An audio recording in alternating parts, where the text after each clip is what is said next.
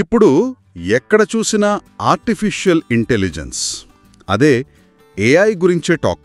అసలు ఏంటిది, మన లైఫ్స్ని నిజంగా ఎలా మార్చబోతోంది?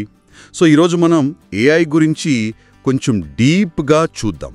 అవును, మనం వికీపీడియా ఆర్టికల్స్ ఇంకా వేరే సోర్సెస్ నుంచి ఇన్ఫర్మేషన్ తీసుకుని ఏఐ హిస్టరీ ఏంటి, ఇంపార్టెంట్ కాన్సెప్ట్స్, ఇప్పుడు మనం వాడుతున్న టూల్స్, వాటి లాభ నష్టాలు, వీటి గురించి మాట్లాడుకుందాం. ఓకే. ముఖ్యంగా అసలు ఈ టెక్నాలజీ ఇది ఎలా పనిచేస్తోంది, దీని లిమిటేషన్స్ ఏంటి, అది చూద్దాం. సరే, లెట్స్ అన్పాక్ దిస్. ముందుగా ఈ ఏఐ జర్నీ ఎక్కడ స్టార్ట్ అయింది? యాక్చువల్లీ ఏఐ అనేది కొత్తదేం కాదు. 1956లోనే ఒక అకాడమిక్ డిసిప్లిన్గా స్టార్ట్ అయింది. 1956. ఓ. కానీ దాని జర్నీ అంత స్మూత్గా ఏం సాగలేదు. చాలా అప్స్ అండ్ డౌన్స్ ఉన్నాయి. అవును కదా, నేను విన్నాను. చాలాసార్లు ఎక్స్పెక్టేషన్స్ పెరిగిపోయి అవి రీచ్ అవ్వకపోతే డిసప్పాయింట్మెంటు, ఫండింగ్ కట్స్. అవును, వాటినే ఏఐ వింటర్స్ అంటారు. ఆ టైంలో రీసెర్చ్కి ఫండ్స్ తగ్గిపోవడం అలా జరిగాయి. మరి ఇప్పుడు సడన్గా ఇంత బూమ్ ఎలా వచ్చింది? దానికి కొన్ని రీజన్స్ ఉన్నాయి. ఒకటి, 2012 తర్వాత జీపీయూలు అంటే గ్రాఫిక్స్ ప్రాసెసింగ్ యూనిట్స్, అవి న్యూరల్ నెట్వర్క్స్ని భయంకరంగా స్పీడప్ చేశాయి. ఓకే, దాంతో డీప్ లెర్నింగ్ టెక్నిక్స్ బాగా ఇంప్రూవ్ అయ్యాయి. పాత వాటికంటే చాలా బెటర్ పర్ఫార్మెన్స్. రైట్. ఇంకా 2017 తర్వాత వచ్చిన ట్రాన్స్ఫార్మర్ ఆర్కిటెక్చర్, అది గేమ్ చేంజర్. Transformer architecture? అవును, అది బేసికల్లీ ఒక వాక్యంలో పదాల మధ్య సంబంధాలు, ఆ కాంటెక్స్ని చాలా ఎఫెక్టివ్గా అర్థం చేసుకోగలదు. అందుకే ఇప్పుడు ఈ లాంగ్వేజ్ మోడల్స్ ఇంత పవర్ఫుల్గా ఉన్నాయి. Got it. ఇక 2020లలో జనరేటివ్ ఏఐ రావడంతో ఇది పెద్ద ఏఐ బూమ్గా మారింది. ఇప్పుడు చూస్తున్నాం గదా. సో ఏఐ అంటే కేవలం కోడింగ్, ప్రోగ్రామింగ్ మాత్రమే కాదు, ఇంకా వేరే ఆస్పెక్ట్స్ కూడా ఉన్నాయన్నమాట. చాలా ఉన్నాయి. మెయిన్గా కొన్ని చెప్తాను. ఒకటి, నాలెడ్జ్ రిప్రజెంటేషన్, అంటే ఇన్ఫర్మేషన్ని ఏఐ ఎలా అర్థం చేసుకోవాలి, వాటి మధ్య రిలేషన్స్ ఎలా చూడాలి అనేది. ఓకే. తర్వాత ప్లానింగ్ అండ్ డెసిషన్ మేకింగ్, అంటే గోల్స్ రీచ్ అవ్వడానికి ఏఐ ఏజెంట్స్ స్టెప్స్ ఎలా ప్లాన్ చేసుకోవాలి, ఏ యాక్షన్ బెస్ట్ అని డిసైడ్ చేయడం. మరి లెర్నింగ్, మిషన్ లెర్నింగ్ అంటారు కదా, అది కూడా కీ రోల్ ప్లే చేస్తుంది. డెఫినెట్గా. మెషీన్ లెర్నింగ్లో మళ్ళీ రకాలున్నాయి. సూపర్వైజ్ లెర్నింగ్ అంటే లేబుల్స్ ఉన్న డేటాతో నేర్పించడం, అంటే ఇది ఏ ఇది బి అని చెప్పడం లాగా. ఎగ్జాక్ట్లీ. తర్వాత అన్సూపర్వైజ్ లెర్నింగ్, దానంతటా అదే డేటాలో ప్యాటర్న్స్ కనుక్కోవడం. ఓ. ఇంకా రీఇన్ఫోర్స్మెంట్ లెర్నింగ్, అంటే ట్రయల్ అండ్ ఎర్రర్ లాగా రివార్డ్స్ బట్టి నేర్చుకోవడం. Interesting.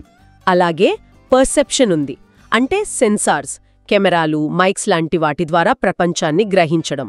Computer vision, speech recognition అన్నీ ఇందులోకి వస్తాయి. రైట్. ఇంకా సోషల్ ఇంటెలిజెన్స్ అని కూడా విన్నాను. అంటే అది కూడా ఒక ఏరియా. అంటే మనుషుల ఎమోషన్స్ని గుర్తించడం, కొన్నిసార్లు వాటిని సిమ్యులేట్ చేయడం. అది ఇంకా డెవలపింగ్ స్టేజ్లో ఉందనుకోండి. ఇక్కడే ఇది ఇంకా ఇంట్రెస్టింగ్ అవుతుంది. డీప్ లెర్నింగ్ గురించి కొంచెం డీటెయిల్గా చెప్తారా?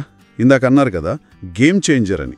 అవును, deep learning basically artificial neural networks వాడతారు. ఇందులో చాలా లేయర్స్ ఉంటాయి, అందుకే డీప్ అంటారు. ఓకే. దీనికి వర్క్ అవ్వాలంటే భారీగా డేటా కావాలి, చాలా చాలా డేటా, ఇంకా పవర్ఫుల్ కంప్యూటింగ్, ముఖ్యంగా GPUs. Data and power. Yeah, వీటితో image recognition, speech processing, NLP అంటే న్యాచురల్ లాంగ్వేజ్ ప్రాసెసింగ్, ఈ ఫీల్డ్స్లో రెవల్యూషన్ లాంటిది తెచ్చింది. చాట్ జీపీటీ లాంటి మోడల్స్ దీనివల్లే పాసిబుల్ అయ్యాయి. అండర్స్టూడ్. మరి ఏఐ అప్లికేషన్స్ డైలీ లైఫ్లో ఎక్కడ చూస్తున్నాం? ఐ మీన్ గేమ్స్లో ఎప్పటి నుంచో ఉంది కదా ఏఐ.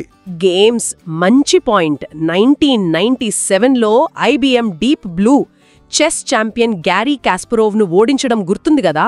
యా, పెద్ద న్యూస్ అది అప్పట్లో. తర్వాత 2016లో గూగుల్ డీప్ మైండ్ వాళ్ళ ఆల్ఫాగో గో గేమ్లో వరల్డ్ ఛాంపియన్ లీ సెడోల్ను ఓడించింది. ఇవన్నీ పెద్ద మైల్ స్టోన్స్. ఓకే, ఇప్పుడు చూస్తే ఫైనాన్స్లో, అంటే ఆటోమేటెడ్ ట్రేడింగ్, రిస్క్ అనాలిసిస్ లాంటివి, మ్యాథమెటిక్స్లో కూడా థియరమ్స్ ప్రూఫ్ చేయడానికి కూడా వాడుతున్నారు. రియలీ? Theorems proving? అవును. ఇంకా హెల్త్ కేర్, డయాగ్నోసిస్లో సాయం చేయడం, కొత్త డ్రగ్స్ కనిపెట్టడంలో, ఇలా చాలా రంగాల్లో ఉంది. మరి మనం రెగ్యులర్గా వాడే యాప్స్లో ఈ మధ్య జనరేటివ్ ఏఐ టూల్స్ బాగా పాపులర్ అయ్యాయి కదా, అవేంటి? ఎగ్జాక్ట్లీ, అవే ఇప్పుడు హాట్ టాపిక్. ఉదాహరణకు గ్రామర్లీ లాంటి ఏఐ రైటింగ్ అసిస్టెంట్స్. నేను వాడతానది. చూసారా, అవి డ్రాఫ్టింగ్కి, బ్రెయిన్ స్టార్మింగ్కి, సమ్మరైజ్ చేయడానికి, రెజ్యూమేలు, professional emails, business reports, marketing slogans రాయడానికి ఇలా ఎన్నో పనుల్లో హెల్ప్ చేస్తున్నాయి. అంటే కంటెంట్ క్రియేషన్లో కూడానా? అవును, మార్కెటింగ్ కంటెంట్, హెడ్లైన్స్ రాయడం, స్టూడెంట్స్కు ఎస్సే టైటిల్స్ ఇవ్వడం, థీసిస్ స్టేట్మెంట్స్ రాయడంలో కూడా హెల్ప్ చేస్తున్నాయి. వావ్, అంటే చాలా యూస్ఫుల్గానే ఉంది. కానీ అంతా బానే ఉన్నా దీంతో కొన్ని రిస్క్స్, కొన్ని ప్రాబ్లమ్స్ కూడా ఉన్నాయి అంటున్నారు కదా? ఖచ్చితంగా ఉన్నాయి. నెగ్లెక్ట్ చేయలేనిది కూడా, ముఖ్యంగా డేటా ప్రైవసీ. ఏఐ ట్రైనింగ్కి హ్యూజ్ అమౌంట్ ఆఫ్ డేటా కావాలి. ఆ డేటా ఎక్కడి నుంచి వస్తుంది, ఎలా వాడుతున్నారు అనేది పెద్ద క్వశ్చన్. రైట్. ఇంకా కాపీరైట్ ఇష్యూస్. ట్రైనింగ్ డేటాలో కాపీరైటెడ్ మెటీరియల్ ఉంటే ఏఐ జనరేట్ చేసే అవుట్పుట్కి కాపీరైట్ ఎవరిది? ఇవన్నీ లీగల్గా కూడా కాంప్లికేటెడ్. ఇంకోటి ఆల్గరిథమిక్ బయాస్ అని వింటున్నాను, అదెలా? అది చాలా సీరియస్ ప్రాబ్లం. ఏఐ సిస్టమ్స్కి మనమిచ్చే డేటాలోనే బయాస్ ఉంటే, అంటే పక్షపాతం ఉంటే, ఏఐ కూడా అదే నేర్చుకుంటుంది. అంటే ఉదాహరణకు, అమెరికాలో క్రిమినల్ జస్టిస్లో వాడిన కాంపాస్ అనే సిస్టమ్, అది జాతి ఆధారంగా వివక్ష చూపించిందని ఆరోపణలు వచ్చాయి. Oh my god. అలాగే గూగుల్ ఫొటోస్ ఒకప్పుడు నల్లజాతీయుల ఫోటోలను గొరిల్లాలుగా తప్పుగా లేబుల్ చేసింది. అది పెద్ద కాంట్రవర్సీ అయింది. సో ఇలాంటి బయాస్లు రియల్ వరల్డ్లో చాలా నెగటివ్ ఇంపాక్ట్ చూపిస్తాయి. ఇది నిజంగా వరీయింగ్. ఇంకా జాబ్ లాస్ భయాలు, ఆటోమేషన్ వల్ల ఉద్యోగాలు పోతాయేమో అని. అలాగే ఎన్విరాన్మెంటల్ ఇంపాక్ట్. ఏఐకి అదెలా? ఈ ఏఐ మోడల్స్ని ట్రైన్ చేయడానికి, రన్ చేయడానికి డేటా సెంటర్స్ కావాలి. వాటికి విపరీతమైన ఎలక్ట్రిసిటీ కన్జంప్షన్ ఉంటుంది. ఓకే. అదే కార్బన్ ఎమిషన్స్కి కారణమవుతుంది. కొన్ని చోట్ల ఈ పవర్ డిమాండ్ కోసం పాత న్యూక్లియర్ పవర్ ప్లాంట్స్ని మళ్లీ ఓపెన్ చేయాలా అని కూడా ఆలోచిస్తున్నారు. అబ్బా, ఇది నేను ఎక్స్పెక్ట్ చేయలేదు. ఇకపోతే ఈ మిస్ఇన్ఫర్మేషన్, డీప్ ఫేక్ సంగతి, అవి చాలా భయపడుతున్నాయి.